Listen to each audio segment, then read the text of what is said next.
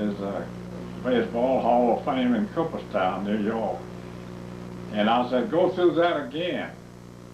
And he went through it, and you could have heard me holler from here uptown. And he told me all about it, the induction and things like that. But it was a great thrill. Well, when a young fella gets started, the majority of fellas, the first thing he wants to do is get into professional baseball. Well, after he gets a chance to get in professional baseball, then he wants to go to the major leagues. Well, and he works and works, and after he gets to the major leagues, then the next thing he wants to do is play in a World Series. And then after he plays in a World Series, it's just like I was, then you want to be inducted into the Hall of Fame. And after you get inducted into the Hall of Fame, that's the top of the ladder. There isn't anything else in professional baseball. So that's as high as you can get. There ain't nothing else left. But I'm very grateful that I had enough ability to reach that point. And I'm grateful to the committee who chose me as a member. There are a lot of fellows who are qualified right now on the album that's not in, that should be in the Hall of Fame. Luke, my brother, ought to be in there. Rick Stevenson ought to be in there. Ben Chapman ought to be in there. And all I can name is just numbers of them. Daddy, if you had to pick a 9-man and a couple of pitchers for your best team from the players that you know of and play with, who would you pick? I've been asked that. I can't. I don't know how many times. But now I'll say this: it's hard to pick. It's hard to distinguish them because the woods are full of good ball players. When I was coming along in my era, every team had 4, 5, or 6. Some teams, like the Yankees, they got 7 or 8 in the Hall of Fame off of that one ball club, and you don't see that now. But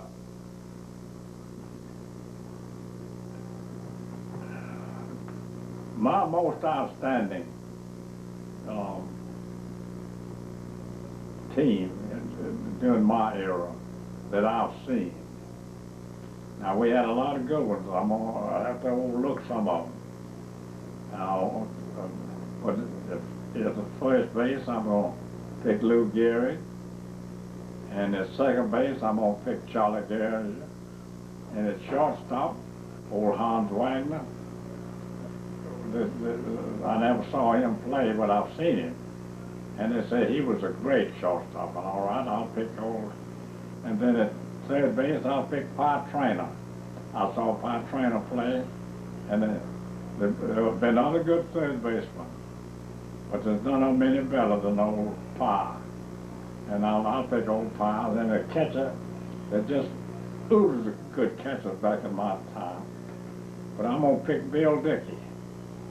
Bill Dickey is the catcher. And in the outfield, Ruth, Ty Cobb, and Speaker.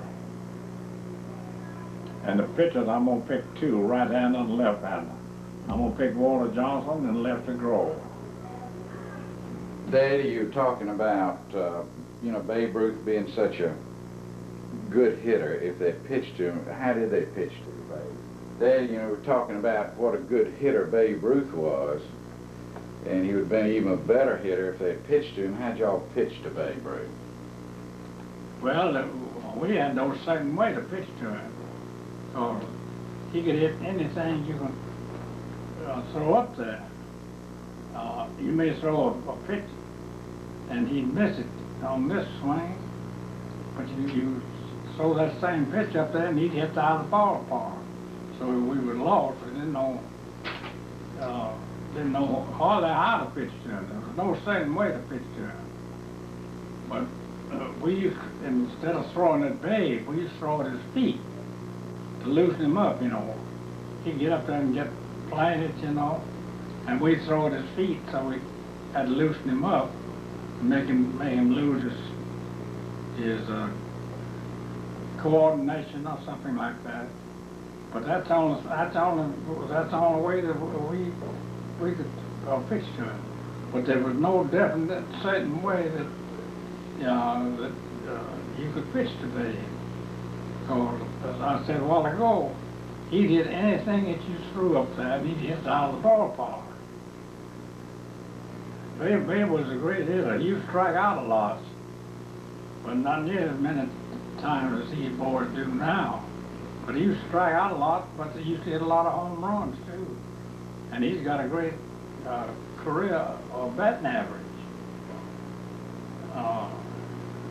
But now I played against him 11 years, and he'd hit a ball and he'd top that ball. He'd top that ball, and that ball would have so much English on it that when that ball hit your glove, you had to squeeze it. It didn't just jump out of your glove. It had so much top English on it. But Babe was a great hitter. Babe Ruth and Lou Gehrig having a dispute. What started that, if you know? And yeah, I was right there when that thing happened. Of course,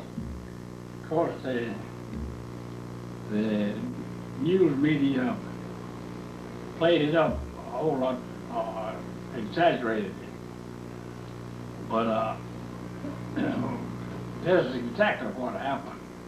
When we was all in the clubhouse dressing, and Gary was over in his locker putting on his shoes, had his head down on the ground. We was all talking, laughing, going on. So Babe come in, and he didn't slow down. He went right straight over to Gary's locker, and he said to Gary, says, tell your mom to let my daughter alone, so I can take care of her. So Gary looked up, and he was dumbfounded. Gary didn't know what was going on. We didn't either. And Gary just turned his head up and said, "What are you talking about?" And Babe said to him, said, you know what I'm talking about, or something like that. But they had a few words, and there wasn't any licks passed between them. But it was all verbal. And after a few minutes, between the two of them talking, Gary got up off his little old stool. Well, when he got up off his stool, Tony Lazare and Bill Dickey got between them and separated. That was all that went on in the clubhouse. And it was all in regards to Babe's little adopted daughter, Dorothy. I see her a couple of times every year. I go back up there now. But Dorothy is married and she's got 8 or 9 children. I don't know how many. She lives in Connecticut. But Clara, that was Babe's wife, had 2 children. Now I had one child. Her name was Julia. And little Dorothy was Babe's and his first wife's adopted daughter. And she was a baby when they adopted her. And of course, Julia was older, and Mrs. Ruth, Clara, she spent a little extra money on Julia dressing her up. And little old Dorothy would come out there, and she looked like a... Talk a little loud. She looked like a little uh, back alley looked good. Had old tennis shoes on and stuff like that, and dirty dress, old dress. And so Mrs. Gary, that's Gary's mother, came out there one day early, and she got little Dorothy and took over there and bought her a whole new outfit. Dress, shoes, and had her hair fixed up. And when she come out of the ballpark, she looked like a little doll. She was a beautiful little girl. Well, naturally with that new outfit on, she attracted everybody's attention. Well, that point Clara up, Mrs. Gary buying Dorothy that outfit. And that was the root of all the problems that they had between them. But it didn't last too long. All right.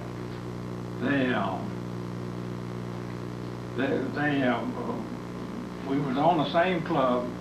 They'd speak to each other. The newspapers had them fighting and going on like that, but they never did. Do you know anything about Babe Ruth and Lou's family background at all? I didn't know anything about Babe's family. Babe's family, as far as I know, nobody on the Yankee Ball Club has ever seen any of Babe's people. He's supposed to been an orphan, but he wasn't an orphan. He was in a reformatory school, what it was. And old Father Flanagan used to come out to our ballpark with Babe. And he thought a lot of Babe, and Babe thought a lot of him, but he used to come in our clubhouse. Old Father Flanagan did.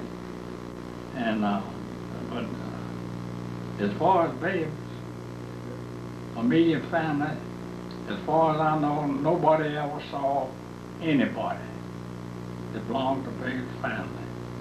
But now, I've been up to Gary's place. He lived in New Rochelle.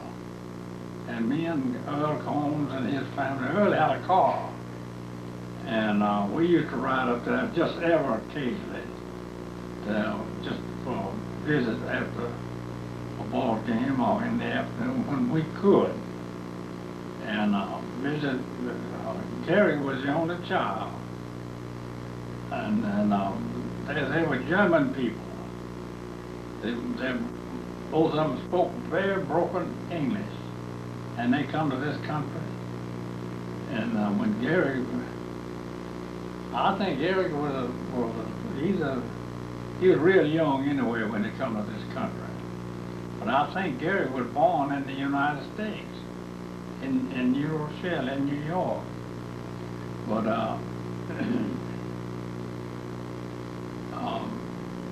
Gary's father used to work in a lumber yard. He stacked lumber. And Lou Gary's mother used to work in they have an office. People around New York that clean those office buildings at night. That's what she did. Until Gary, I'm a little ahead of my story now. But Gary, after he grew up, he finished high school and he went to Columbia, Columbia University. But he didn't stay in Columbia University. I think he finished 1 year there, something, before he got into baseball. And he got into baseball, and that wound his college education up. But I remember when Gary first come into the Yankees.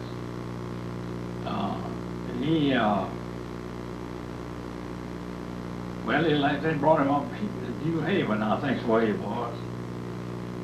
and he come in now.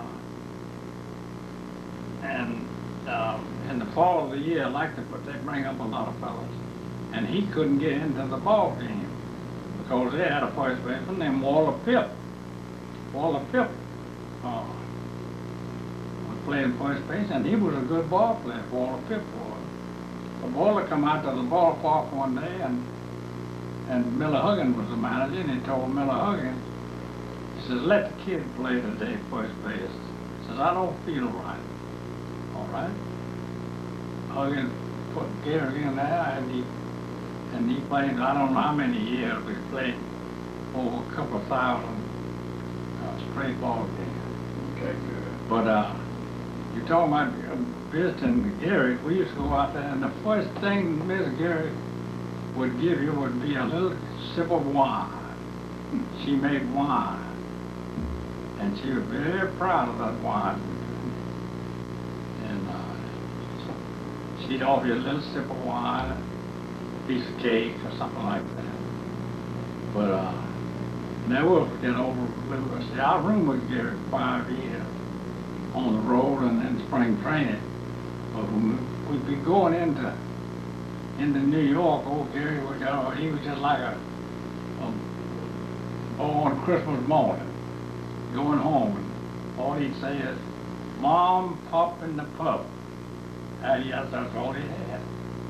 Just 3 of them. And they took real good care of the pup. But Gary come from a fine family. He was all right. Daddy, on your strikeouts, one time, didn't the umpire apologize because he called a... That's old Bill McGovern in St. Louis. That was the year that I struck out 4 times, one year. I believe it was 1929. But I had 3 and 2 on the hitter, after me. And Bill McGovern was umpiring. I don't know who the pitcher was now. But the next pitch, he either struck me out or walked me. And the next pitch was right even with my cap bill. And old Bill McGovern, on the strike 3, you out. Oh my God, I missed it. All in the same sentence. And that was one of the 4 times that I struck out. But I didn't say a word to old Bill. I just turned around and walked. I just turned around and walked back to the bench. And the next day, old McGowan came out and he apologized to me for calling me out, because he knew the record that I had. And he came out, and all I said to him then, I said, "Well, Bill, you were trying, weren't you?" And he says, "Yes." But as soon as I called it, I knew I was wrong. But he's the only umpire that ever come out and apologize to me for calling a bad strike on him. Bill McGowan was a good umpire, too. He was one of the, in that top bracket, his umpire. Daddy, tell me a little bit about Al Capone and all that group back during those times. Oh, sure. That'll take a week. Tell me the story about the ball game when they'd go that time. We was in Chicago. This is right when old Al was in his, right when at the height of his career, you might call it. But we was all in Chicago, and I'm trying to think of that little hotel that we used to stay at. But we stayed at this hotel, and about a couple of 3 years, I don't know how long. But one year, they wouldn't let us come back. And I finally found out that Al Capone and all of his henchmen took over the hotel. Took over, he rented the whole hotel.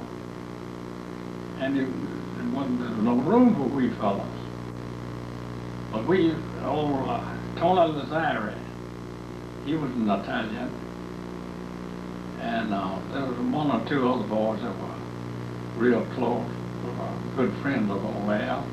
And he used to sit about, he had a box in the White Sox ballpark. And he sat in that box all the time. Well, there was always somebody in there. But every time Al come out, he sat in that box. It was just about, I'll say 15 or 20 yards from our base. So one day, it was on a Sunday, they had 55,000 people in the stands. All of the stands were full. So, long about the seventh inning, Al got up, and his wife and a little boy. And everybody in his box, so they all got up. And then all back up in the stands, they all got up.